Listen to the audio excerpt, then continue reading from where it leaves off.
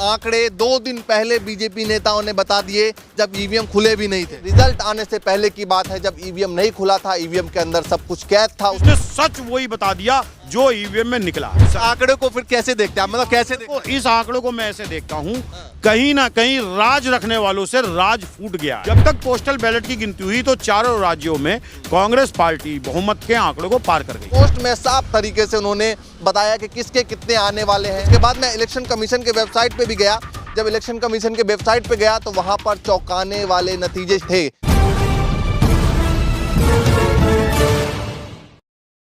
नमस्कार, मैं ज्योतिष चौहान। 5 राज्यों के चुनाव खत्म हुए, 3 राज्यों में बीजेपी की जीत हुई। सबका प्रेडिक्शन एक तरीके से फेल हो गया, लेकिन अगर प्रेडिक्शन कोई कर सकता है तो वो बीजेपी के नेता कर सकते हैं और बहुत सटीक कर सकते हैं। मैं बात कर रहा हूं मध्य प्रदेश की, जहां पर बीजेपी के नेता हैं जिनका नाम है अनिल, जिन्होंने प्रेडिक्शन किया और वो प्रेडिक्शन इतना सटीक बैठा कि अब लोग ईवीएम पर भी सवाल खड़े कर रहे हैं। 1 तारीख को इन साहब ने एक पोस्ट किया और पोस्ट में क्या कुछ लिखा मैं आपको बताता हूँ। ये खाचरौद विधानसभा है, खाचरौद नागदा विधानसभा है। यहाँ पर इन्होंने भाजपा को 93,000 वोट दिए हैं और कांग्रेस को 77,000 वोट दिए हैं। ये रिजल्ट आने से पहले की बात है, जब ईवीएम नहीं खुला था, ईवीएम के अंदर सब कुछ कैद था। उससे पहले की बात है जब इन्होंने ये पोस्ट किया है। मैं इनके फेसबुक अकाउंट पे गया, जरा साइड में देखते रहिए आप। फेसबुक अकाउंट मैंने इनका खोला है, इनकी आपको तस्वीर भी दिखा रहा हूँ, ये तस्वीर भी देखिए आप इनकी। और इसके बाद इन्होंने पोस्ट किया, पोस्ट में साफ तौर तरीके से उन्होंने बताया कि किसके कितने आने वाले हैं। इसके बाद कई तरह के सवाल उठ रहे हैं। उसके बाद मैं इलेक्शन कमीशन के वेबसाइट पे भी गया।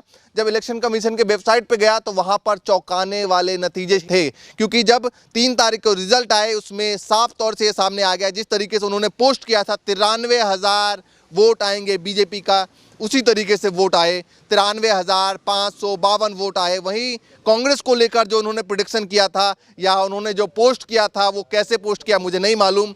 उन्होंने 77,000 कहा था पोस्ट में, वही आंकड़ा रहा 77,625। तो इसको लेकर अब बड़े सवाल उठ रहे हैं कि क्या उनको पहले से पता था कि किसके कितने वोट आने वाले हैं। और ख़ास बात ये भी है कि अपने प्रत्याशी को लेकर, अपने बीजेपी नेता को लेकर वो बोल सकते थे कि कितने हम वोट ला सकते हैं, लेकिन कांग्रेस के कितने वोट आने वाले हैं वो उनको कैसे पता। तो इसको लेकर बहुत सवाल उठ रहे हैं। तो हमारे साथ नसीम खान जी हैं, इनसे बातचीत करेंगे।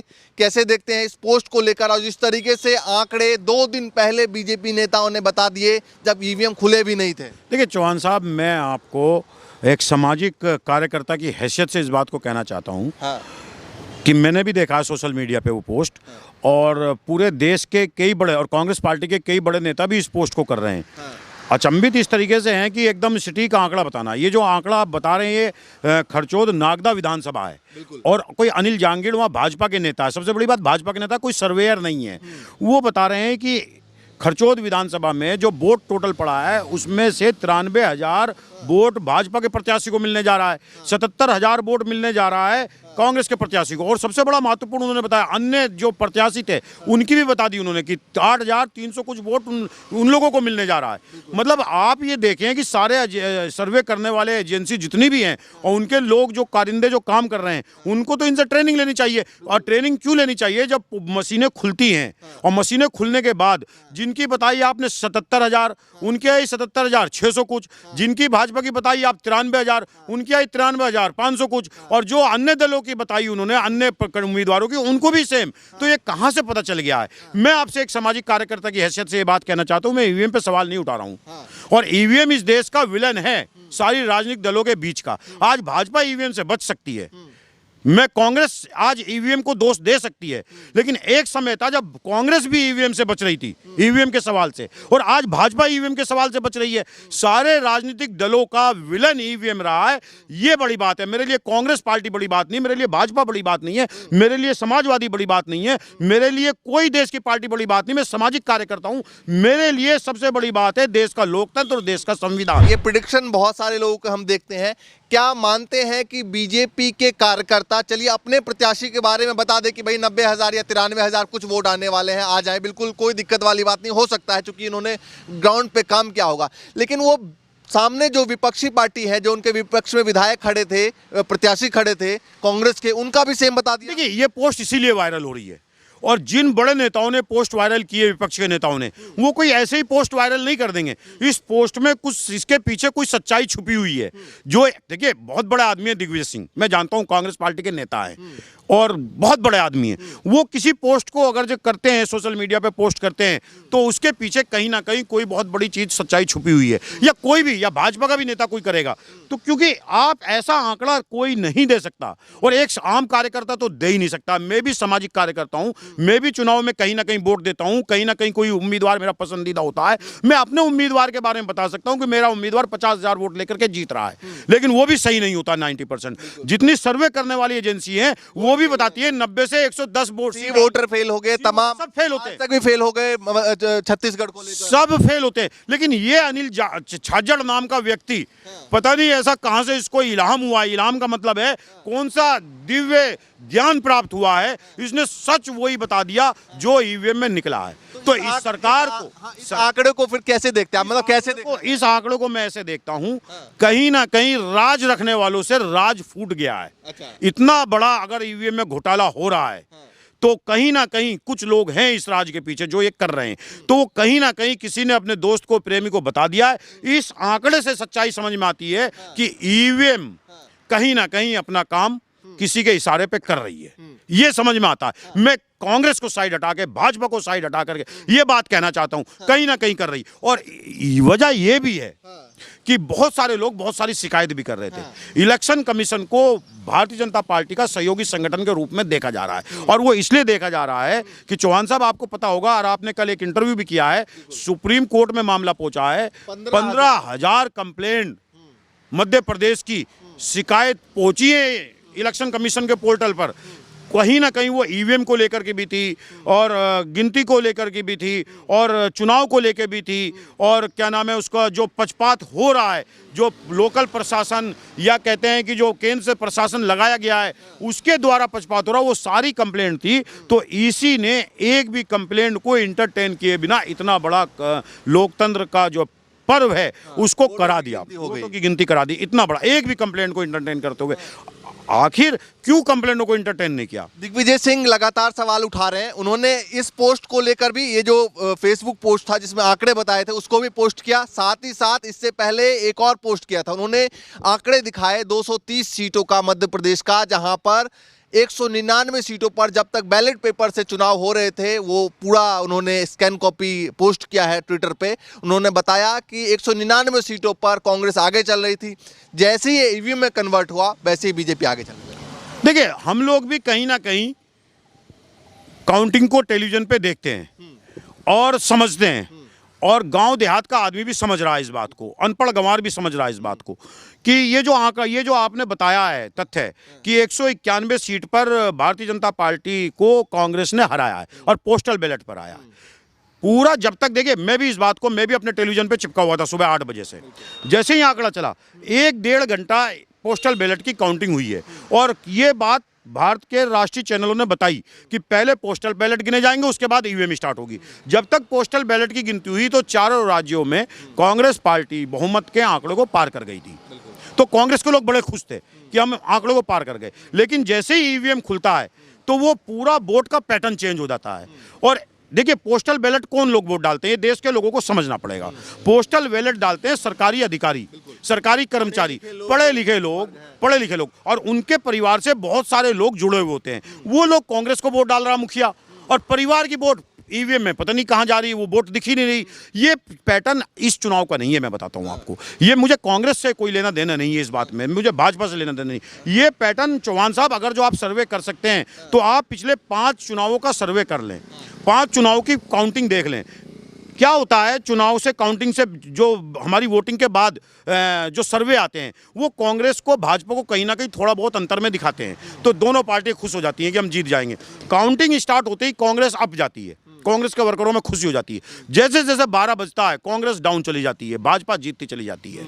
मैं इसलिए नहीं कह रहा हूं कि कांग्रेस हार रही है, भाजपा जीत रही है। लोग, अगर ये सारी चीजें निकल रही हैं और मेरी शंका दूर नहीं हो रही है, तो लोकतंत्र हार रहा है। ये इलेक्शन कमीशन की ड्यूटी है इन शंकाओं को खत्म करे, पारदर्शिता करे। 191 सीट पे जीतना, 199, मैं 191 पढ़ी मैंने, लेकिन आप 199 बता रहे हैं। 191 भी मान लेते हैं तो 191 का मतलब है 200 सीट में प्रचंड बहुमत। इतना बड़ा बहुमत किसी को नहीं मिल रहा है और ईवीएम में खिलाफ खत्म हो जाते हैं। तो जब लोकतंत्र सबसे बड़ी चीज है तो मैं भारत सरकार के राष्ट्रपति से इस बात को कहना चाहता हूं, जब अमेरिका का हम मुकाबला करते हैं कि अमेरिका से बराबरी का करते हैं, लंदन से बराबरी करने का करते हैं, इंग्लैंड, अमेरिका, जो भी देश जिसने ईवीएम बनाई है उसका भी, तो वहां सब बैलेट से वोट पड़ रही है और हमारे यहाँ ईवीएम से पड़ रही है। अब अफसोस इस बात का होता है जब कांग्रेस सत्ता में थी तो ईवीएम सही थी। आज तीन राज्यों में अभी जीत हासिल हुई, चाहे ये तेलंगाना ले ले, इससे पहले हिमाचल प्रदेश ले लें या फिर कर्नाटक ले लें, वहां पर कांग्रेस की जीत हुई। उसको लेकर क्या कहेंगे? वो भी तो ईवीएम से चुनाव हुए थे। देखिए, मैं अगर जो ईवीएम की बात करूंगा बेईमानी की, लोग इसको जो वोट जिसका वोटर है, कांग्रेस के वोटर बड़े खुश होंगे कि हमारे मतलब की बात कर रहा है, लेकिन इसके वोटर बड़े खुश होंगे, बीजेपी के दुखी होंगे, कहेंगे ये देखो अपना रोना रो रहा है। मैं इस बात को कहना चाह रहा हूं कि चौहान साहब, आप पढ़ लिखे समाज से आते हैं, नकलची, बुद्धू नकलची और अकल वाला नकलची, दोनों में अंतर होता है। नकलची दोनों होते हैं, क्राइम दोनों करते हैं। बुद्धू नकलची क्या करता है, पड़ोस वाले का टीप टीप करके सेम उतार देता है और जब चेकर जो उसको कॉपी को चेक करता है तो वो कहता है ये तो मुझे इसी तरीके की पूरी राइटिंग अभी दूसरी कॉपी में दिखाई दी है, और वो समझ जाता है राइटिंग किसने की है, नकल किसने किया, तो उसको 0 अंडा दे देता है नकल का लिख करके, मार्क करके। और जो अकलदार नकलची होता है, आप चौहान साहब मानेंगे हमने भी नकल की है और हम अकलदार नकलची थे, हम पैरे को ऊपर नीचे कर देते थे। कुछ उसमें थोड़ा सा स्टार्टिंग हम उस चीज से नहीं करते थे जिसकी कॉपी की नकल टीप रहे हैं, हम स्टार्टिंग करते थे बीच वाले पैरे से, कुछ 2 लाइनें बदल देते थे, बीच की बदल देते थे। और मुझे पता है चेकर जो है पूरी कॉपी चेक नहीं करता, वो शुरू की 2 लाइन मारता है, बीच की मारता है, 30 की मारता है और 10 में से 10 नंबर दे देता है। सेम पैटर्न हिंदुस्तान के अंदर ये हो रहा है। अब इस टाइम जो सरकार में बैठे हुए हैं वो अकलदार नकलची हैं कि आप तेलंगाना जीत गए, आप सवाल नहीं खड़े कर सकते, आप हिमाचल जीत गए, आप सवाल नहीं खड़े कर सकते। दिल्ली की सत्ता में जो लोग बैठे हैं उन्हें मतलब है लोकसभा से।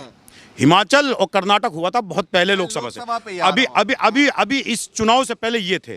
कमर तोड़ दी गई 2024 के लिए कांग्रेस के नेताओं की या विपक्षी दलों की। उन्हें 3 अटैक मारने थे, लोकसभा जीतना था, गठबंधन की हवा निकालनी थी और राहुल गांधी को, जिसका ग्राफ हिंदुस्तान के अंदर बढ़ता जा रहा था, उसकी भी हवा निकालनी थी, भारत जोड़ो यात्रा की, क्योंकि वो एक बहुत बड़ा बूम कर रहा था देश के अंदर।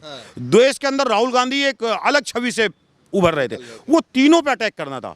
इस नकलची अकलदार नकलची ने तीनों पे बड़ा बाखूबी अटैक मारा। अच्छा, ये बताइए, अभी इंडिया गठबंधन को लेकर अब बातें चल रही है कि इंडिया गठबंधन की अब मीटिंग फिर से होने वाली है, सोनिया गांधी करने वाली है मीटिंग। इससे पहले कई तरह के सवाल उठाए गए हैं इंडिया गठबंधन की तरफ से भी, मध्य प्रदेश, राजस्थान और छत्तीसगढ़ के चुनाव को लेकर। अखिलेश यादव ने भी आशंका जताई है, संजय राउत हैं शिवसेना गुट से, उद्धव गुट से, तो उन्होंने भी सवाल उठाया। उन्होंने साफ तौर से कहा कि बैलेट पेपर से एक बार करवा के देखते हैं, दूध का दूध पानी पानी हो जाएगा। दिग्विजय सिंह तो सवाल उठा ही रहे हैं।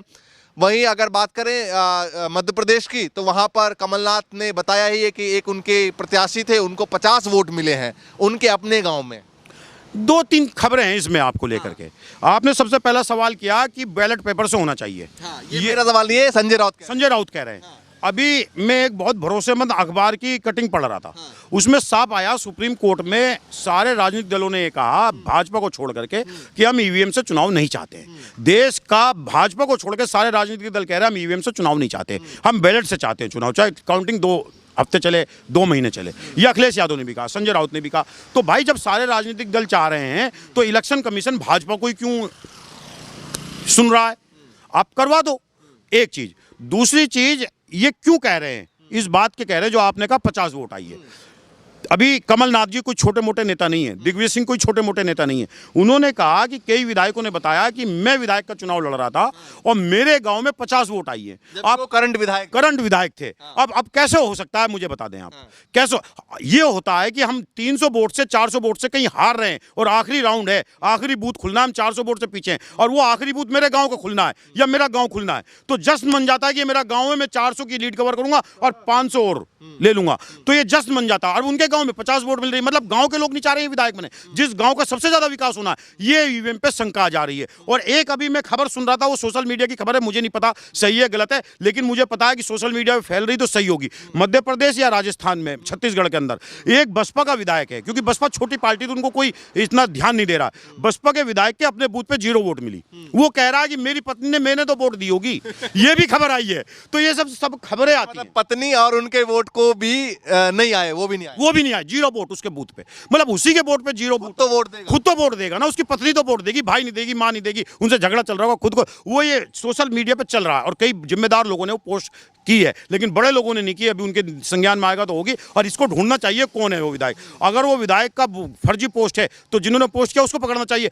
अगर वो विधायक मिल जाता है और उसकी सही बात है तो फिर तो चौहान साहब ईवीएम को हटाना चाहिए। दूसरी चीज, जो आप गठबंधन विपक्षी दल की बात कर रहे थे, एक बहुत बड़ा मुद्दा चल रहा है कि गठबंधन खतरे में पड़ता जा रहा है। देखिए, मैं सोशल वर्कर हूं।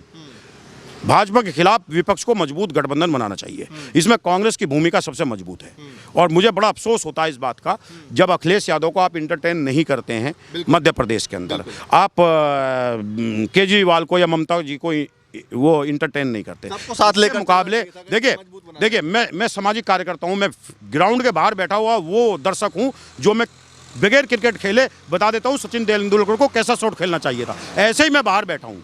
तो जब मैं सारा दृश्य देखता हूँ तो मुझे ये लगता है कांग्रेस पार्टी को अति उत्साहित नहीं होना चाहिए था, विपक्ष को साथ लेके चलना चाहिए, क्योंकि पूरे देश की भावनाएं राहुल गांधी से जुड़ी हुई है, इसमें कोई दो राय नहीं है। हम लोग भी सोचते हैं कि जैसे अभी राजस्थान के अंदर एक नवनियुक्त विधायक लेके गदा निकल गए, मांस की दुकानें बंद करो, मुसलमानों को मारो पीटो, एक करणी सेना का राष्ट्रीय अध्यक्ष मार दिया गया। ये जो हिंसा के खिलाफ मोहब्बत की जो बात हुई थी वो जिंदा रहनी चाहिए, और वो जिंदा रखने की सबसे बड़ी जिम्मेदारी है कांग्रेस पार्टी की, और कांग्रेस पार्टी की जिम्मेदारी बहुत बड़ी बनती है। एक सवाल और है, लोकसभा चुनाव को लेकर इंडिया गठबंधन में काफी लहर थी, क्या वो लहर बरकरार रह पाएगी इन रिजल्ट को देखने के बाद? देखिए, बिल्कुल बरकरार रह पाएगी। अभी एक ट्वीट देख रहा था मैं, और आपको भी समझना चाहिए, 20 साल पहले तीनों राज्य कांग्रेस पार्टी जयराम रमेश जी ने किया, बहुत ज्ञानी आदमी है। उन्होंने कहा 20 साल पहले हम तीनों राज्य चुनाव में हारे थे और हमने केंद्र में सरकार बना ली थी। देखिए, लोकसभा और विधानसभा अलग अलग पैटर्न है, और इसमें एक चीज ये भी ध्यान रखना चाहिए ना, उस समय अटल बिहारी वाजपेयी की सरकार थी, अब ये नरेंद्र मोदी अमित शाह जी की सरकार है, उनसे इनको टक्कर लेना है। सामने विरोधी बहुत ताकतवर, बहुत चालाक नकलची है, बहुत अकलदार नकलची है, इसमें कोई दो राय नहीं, प्रदेश बदला हुआ। लेकिन कांग्रेस पार्टी ने सोशल मीडिया पे बड़ा अच्छा काम किया है। कांग्रेस पार्टी के नौजवान जो युवक हैं वो सोशल मीडिया पे बहुत अच्छा काम कर रहे हैं। तो कहीं ना कहीं हमें उन खबरों को लोगों के सामने लाना चाहिए। जैसे अभी एक खबर थी, वो कांग्रेस पार्टी के ट्विटर हैंडल से पढ़ती तो बहुत अच्छा होता। नोएडा जो उत्तर प्रदेश का सबसे पैसे वाला जिला है, जो उत्तर प्रदेश को चलाता है, उस नोएडा के अंदर अभी 15-20 दिन पहले 24 घंटे के अंदर 7 आत्महत्याएं हुई, और 7 आत्महत्याएं जो है, 6 आत्महत्या हिंदू समाज के लोगों ने की, और 7 आत्महत्याएं जो हुई है वो आर्थिक स्थिति की वजह से हुई है। किसी की मकान की किस्त नहीं जा रही थी, किसी की जो है पढ़ाई की फीस नहीं जा रही थी, किसी की जो है कार की किस्त नहीं जा रही थी। लोग लाइटली लेते हैं, लेकिन बहुत गंभीर विषय ये बहुत गंभीर विषय है, और हम लोगों ने इसको सोशल मीडिया पे डाला भी। मेरे जैसे सामाजिक कार्यकर्ता ने और भाजपा विरोधी वोटर ने अगर ये ट्विटर हैंडल पे, फेसबुक पे डाला है और आपको ये पोस्ट दिखाई दे रही है, तो कहीं ना कहीं राहुल गांधी जी को या अजय राय जी को या प्रियंका गांधी जी को, इन लोगों को, या जयराम रमेश जी को, सुप्रिया सुले जी को इस खबर की सच्चाई पता करके, और बड़े जिम्मेदार अखबार की खबर थी, सच्चाई पता करके उसको रिपोस्ट करना चाहिए था, उसको फैलाना चाहिए था, जिससे लोगों को लगे कि समाज में अफरा तफरी है, समाज में आर्थिक स्थिति की वजह से लोग झूल रहे हैं। चलिए भैया, देखिए 3 राज्यों में बीजेपी की जीत हुई, एक राज्य में कांग्रेस जहां पर जीती है, तेलंगाना है वो, और 4 राज्यों में सीधा सीधा टक्कर था, जिसमें बीजेपी 3 राज्यों में जीत गई। लेकिन उसके बाद कई तरह के सवाल उठ रहे हैं, क्योंकि मध्य प्रदेश को लेकर अच्छे लोगों का प्रेडिक्शन फेल हो गया। हालांकि जिनकी बात कर रहे थे बीजेपी के नेता, वो वोट की गिनती तक उन्होंने बता दी कि कितने वोट बीजेपी को आने वाले हैं, कितने वोट कांग्रेस को आने वाले हैं। तो इस तमाम मुद्दों को लेकर हम ईवीएम पर सवाल नहीं खड़ा कर रहे हैं, लेकिन फिर भी सोचने और समझने की ज़रूरत है। और क्या कुछ आप सोचते हैं और समझते हैं, हमें कमेंट करके ज़रूर बताएं। फिलहाल के लिए नमस्कार।